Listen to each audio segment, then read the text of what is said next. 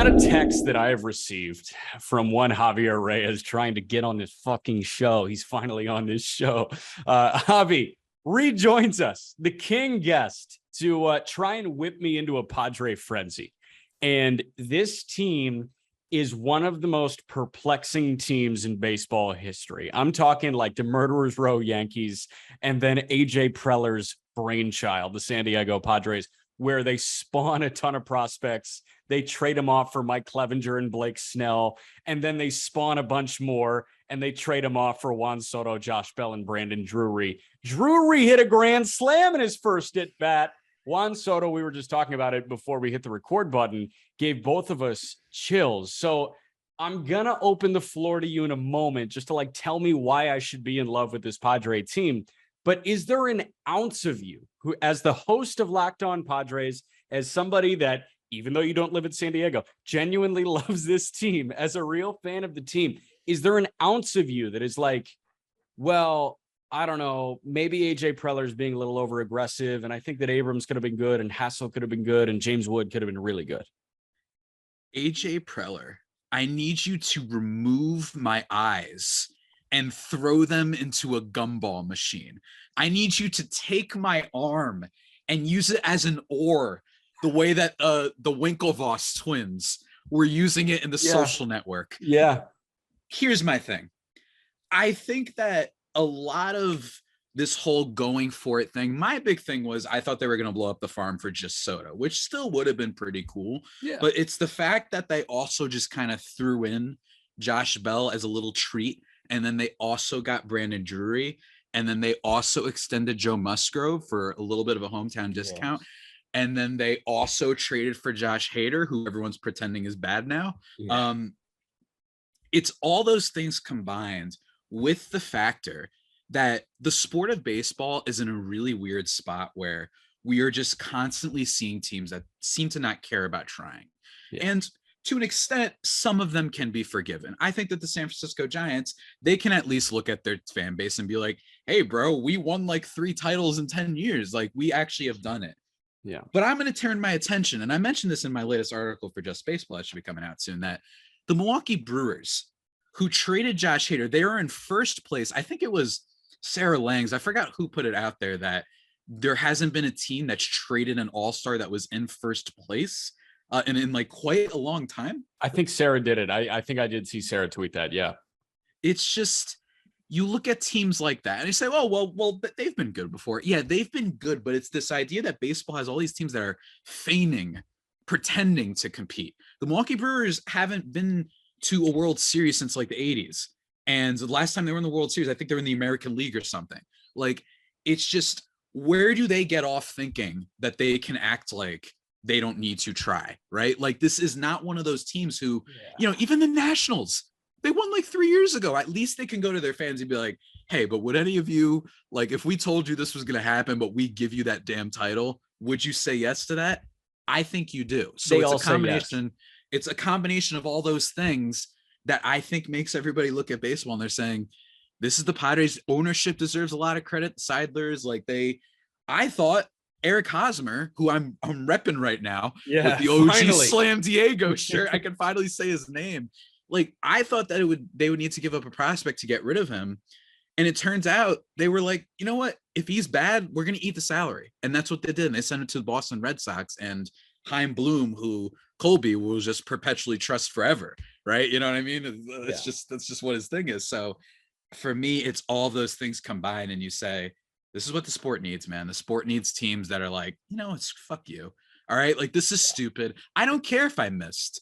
All right. Hey, and by the way, he still has missed. AJ Preller, I still want him to remove my body, every single piece, and put it together differently, like a box of Legos. Yeah. But also, he hits on the big ones. He redeemed himself again. He redeemed after the 2015 kerfuffle with Will Myers trade, with Matt Kemp, with Craig Kimbrell, that whole era, right? Don't forget the Uptons. Yeah. He bounces back from that. And then he bounces back from the Austin Nola for Ty France and the Trent Grisham thing that is strangely actually kind of slightly, maybe he's becoming okay lately. But all of that combined, right? Snell and all these things. And he just goes out and says, yeah, you know what? Juan Soto's pretty good. Why not? Yeah. So I don't think anybody is going to, I think a lot of people that listen to the show already know my stance on AJ Preller. And my thing is, this dude just shoots. He is a high volume shooter. He does not make at a high volume. He's not a high volume shot maker. He's a high volume shot taker. Yep. And he hits more often than everybody else because he takes overwhelmingly more shots than anybody else. And there is something deep down in me that really appreciates that. My risk averse ass really appreciates that he does that, because we can be veiled a little bit. I think Aram is guilty of it. I think I'm very guilty of it. I think that a lot of other prospect people are really guilty of it, and teams that love to see, and people that love to see teams build homegrown and win championships, like what St. Louis was doing, right? St. Louis was the king of homegrown talent. The Dodgers, like it or not, kind of the king of homegrown talent. Yeah.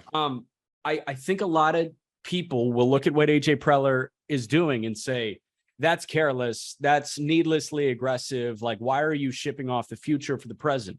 Because there's no guarantee that the future happens. Do you remember what Jurickson Profar was going to be for Texas? What he's been for San Diego so far is really good this year. But he was supposed to be like a multi-time MVP, consensus top prospect in baseball, and he was with Texas. Shit doesn't work out like that, like nearly ever. So the fact is, you're selling the possibility of Robert Hassel and James Wood combining to equal the production of Juan Soto for Juan Soto. Like, it is the 100th percentile outcome for Hassel and Wood that they become Juan Soto. And here you are with that guy already sitting there that you can go get. And I think like it takes me stepping back for a 30,000 foot view to really appreciate that he does that. And he's not shy about doing it. And chances are, when the Padres draft well for the next 3 years, he's going to fucking do it again in 3 years. It's what he's going to do, man. I mean, AJ probably really loves the movie Uncut Gems. Like, he probably watched that. That's the thing. I hate it. He loves it. I hate it. And I was kind of like mixed on it. Sandler should have been nominated for Oscar. I'll say that much. I just think that Preller, like you said, a high volume shooter, and he's kind of looking at all this and saying, we're going to go for it. And yeah, we're going to miss, but he doesn't stop. And I think that that's the key part here. You learn from your mistakes. There's something that we can all learn from, really, is that you don't just stop shooting. You keep going. And yeah, you're going to look like an idiot. You're going to ask out that girl in front of the whole class, and you're going to look really stupid. But you got to just keep going back, right? Like, you just keep going back to the well.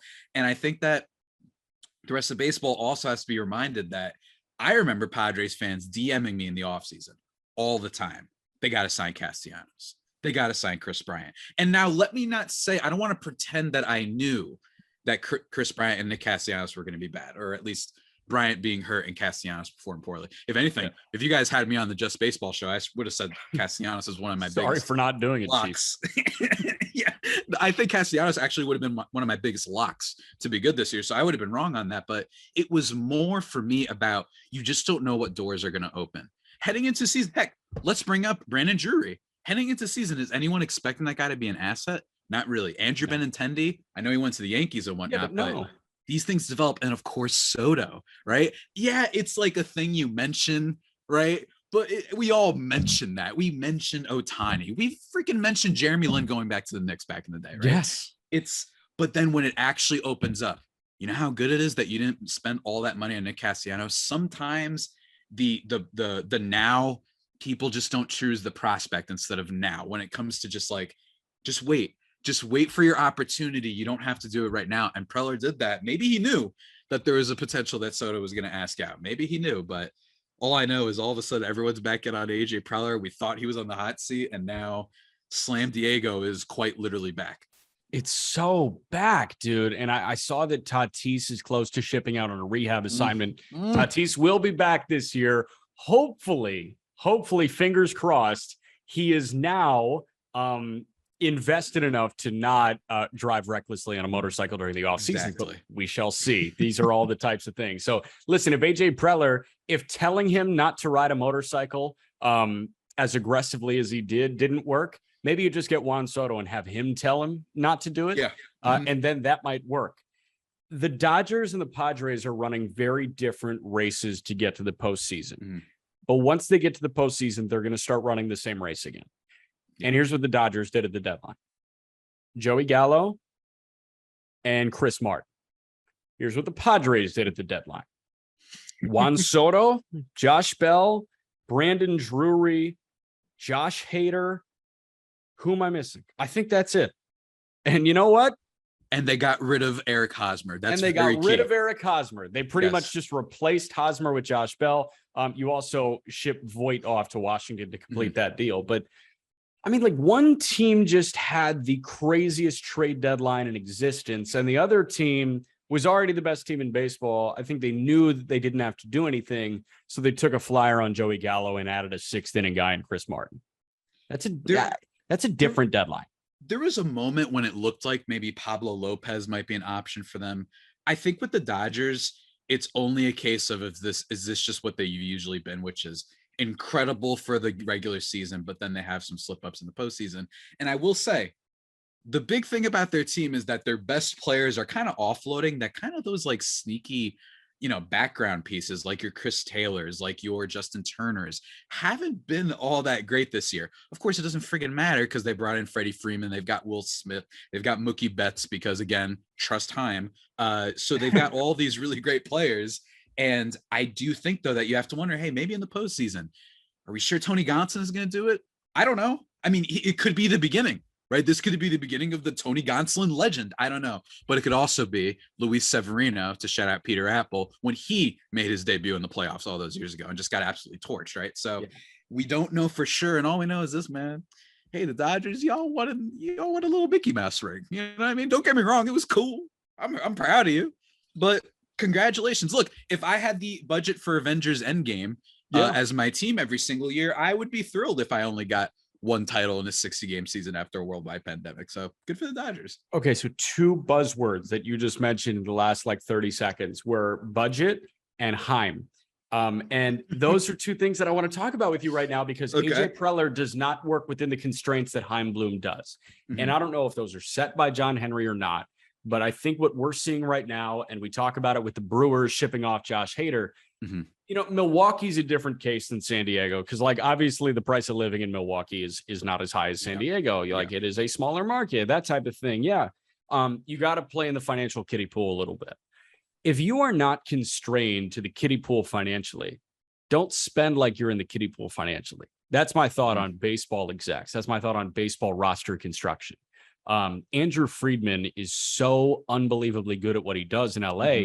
Because he learned how to operate in the kiddie pool. And I've made this analogy before. He learned how to operate in the kiddie pool, and now he was handed the Pacific Ocean and said, use what you think is helpful, but we also have a fuck ton more money than those goons in Tampa. Yeah, exactly. That, I think, is what they are saying to AJ Preller. That's what I think Padres ownership is saying. Hey, man, I think we know that you can draft and you can develop. You put the right people around to help develop these guys into legitimate baseball players.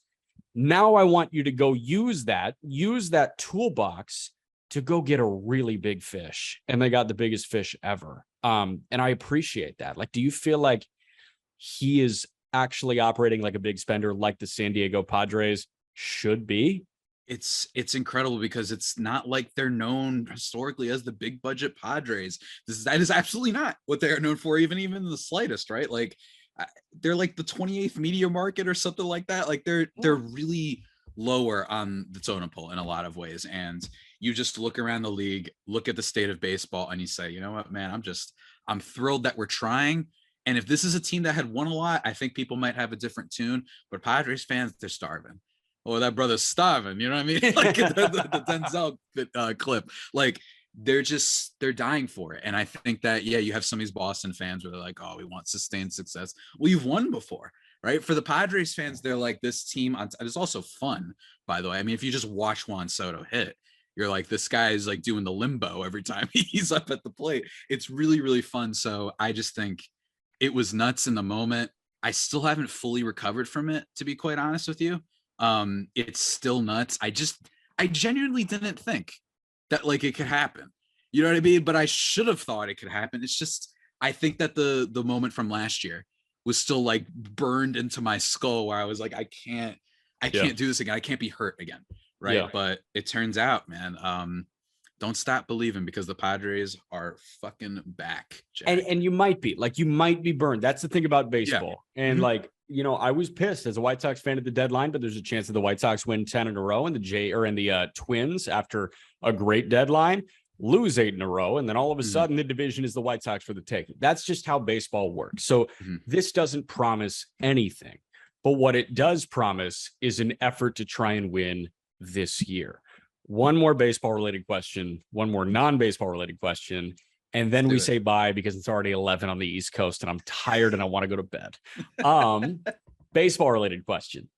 Can the San Diego Padres win the World Series?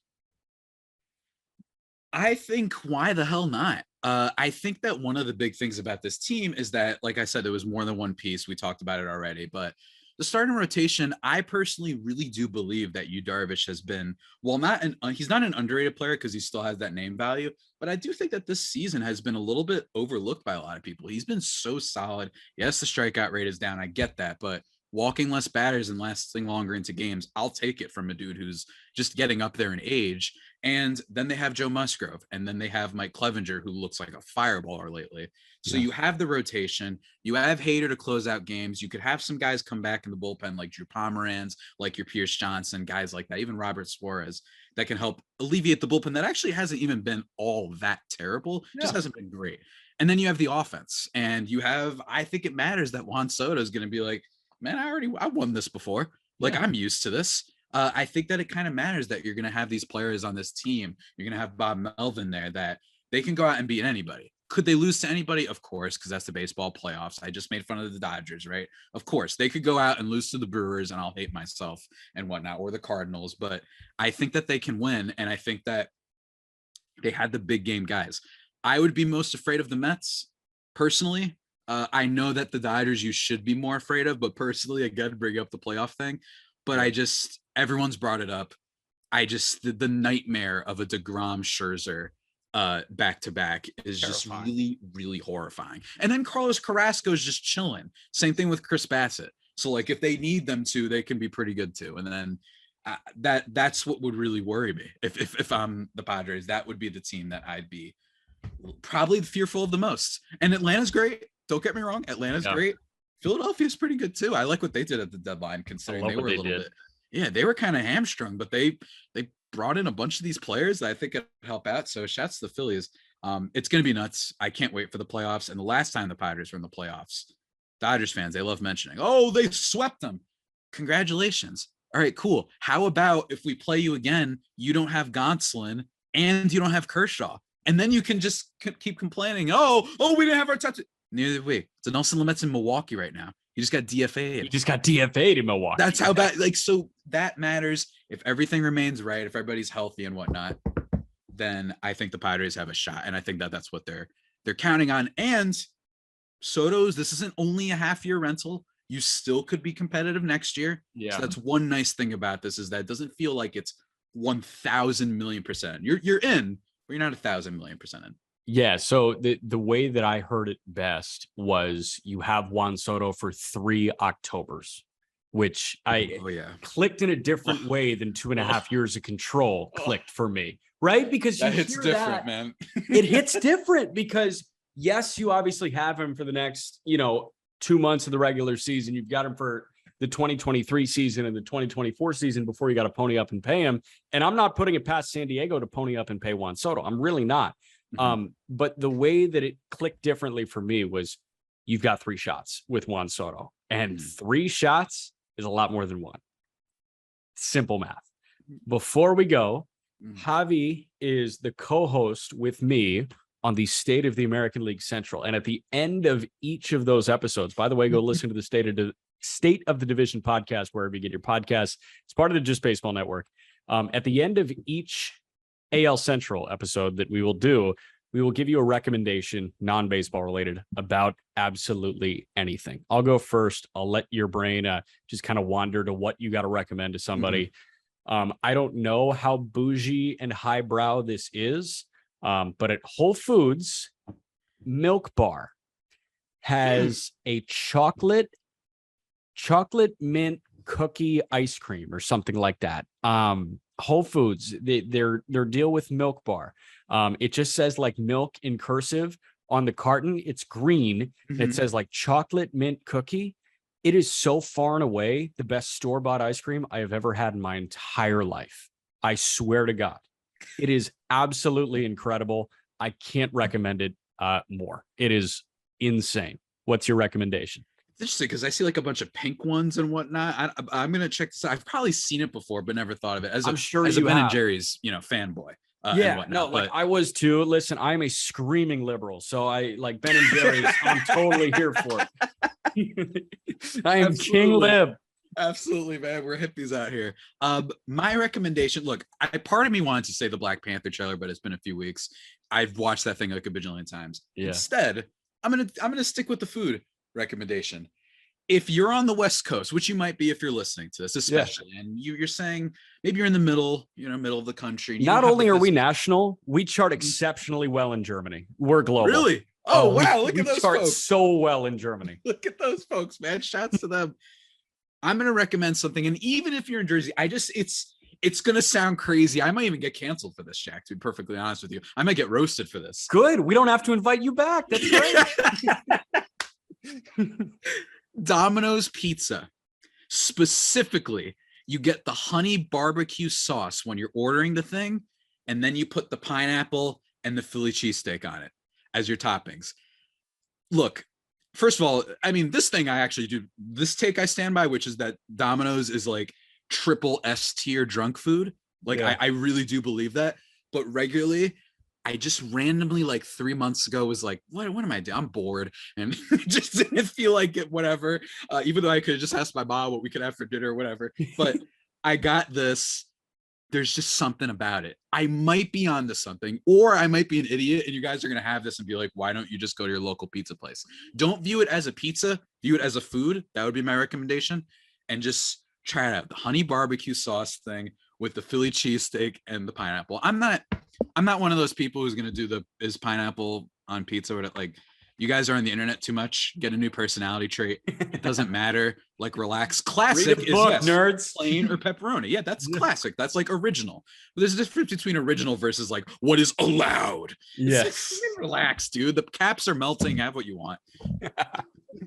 Man. All right. I love it. Javier Reyes, thank you for joining me to spread the Padre gospel and the Domino's specialty order. Get us on YouTube. Go get your Just Baseball merch. We got a whole bunch of necessary links in the episode description. Peter, Aram, and myself will be back to talk big winners and trade grades tomorrow. So talk to you guys then.